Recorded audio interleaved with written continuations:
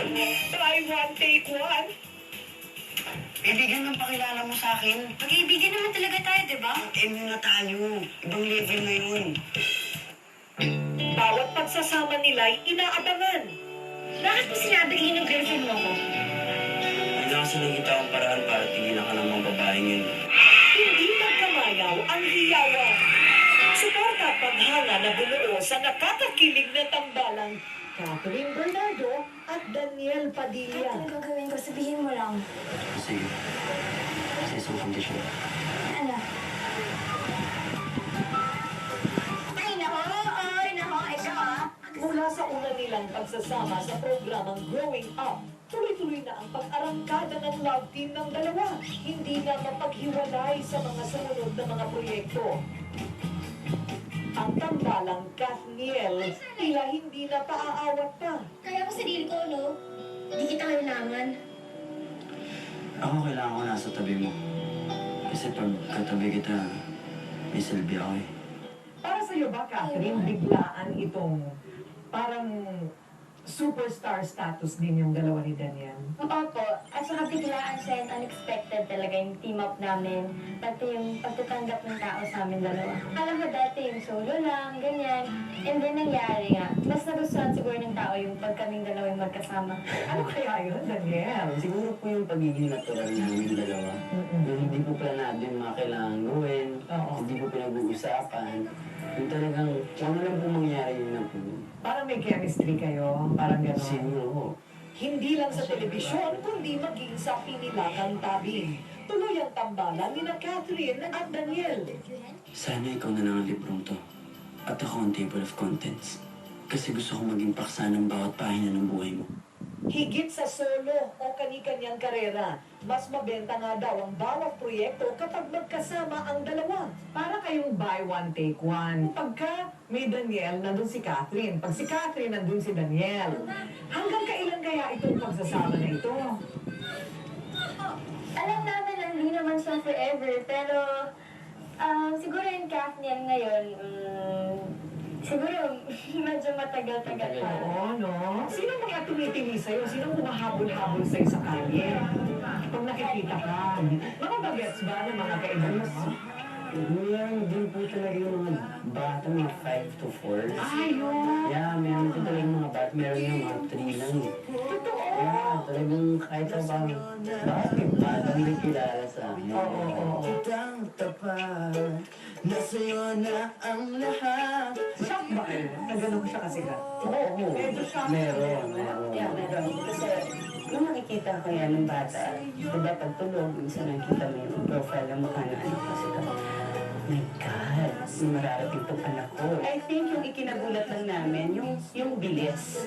Oo. Kasi sabi ko, anak, si Daniel, hindi porket anak ko, malayo siya dun sa katotohanan na lumaki ang ulo at ganyan. Kasi hanggang ngayon naman, kung ano yung kama niya, yung pa rin.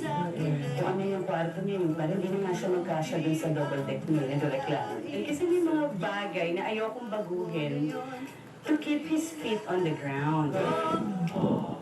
Nasa'yo na ang lahat. Sino ang fanbase mo? Mga bata din po. Mga bata din. Siguro mga 7 years old hanggang mga 12, yung mga grade school. Stay humble lang sila. Sana gawin nila lahat yung dapat gawin para ma-hold nila yung kanilang popularity ngayon.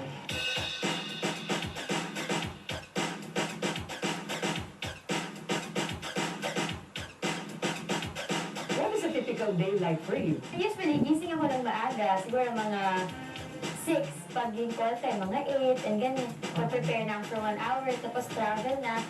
Full day na yun sa taping. And kung maaga ma-pack up, uwi ako. Tapos matutulog ako. Anong school?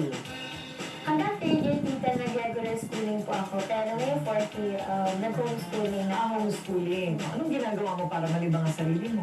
Alam ko sa bahay lang, gusto ko umaalis nagmumall, siguro, ikot-ikot ka doon, kahit kung di mo kalagay sa mall, okay lang. Totoo. Kasi feeling ko pag sa bahay lang ako, nagpubulit ako eh. Saka Talaga? parang nalulungkot ako.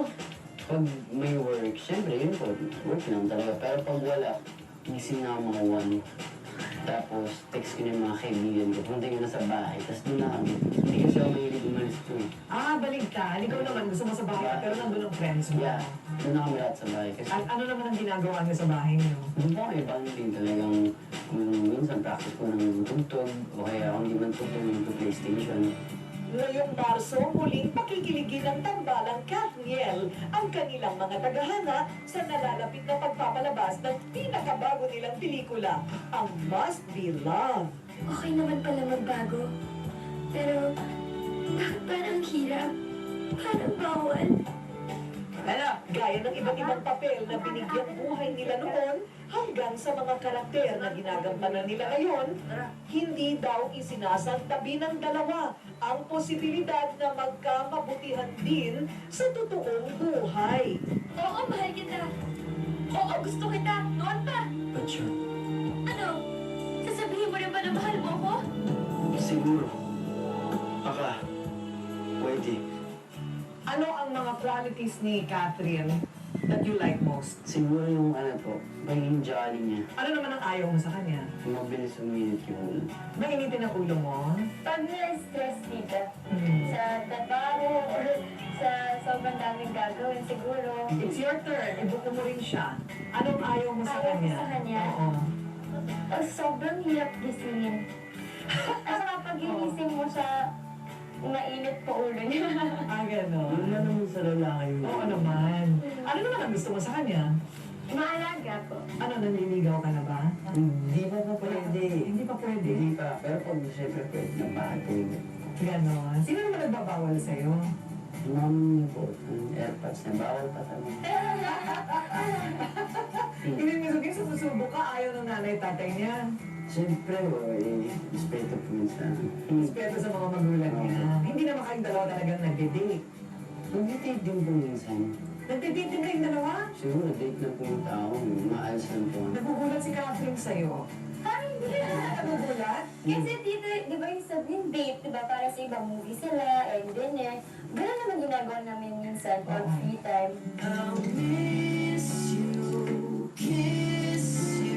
Kung meron kang gustong iwan na message for the kids, so ano ba ang maipapayo mo sa kanila? Yung pagiging ikaw.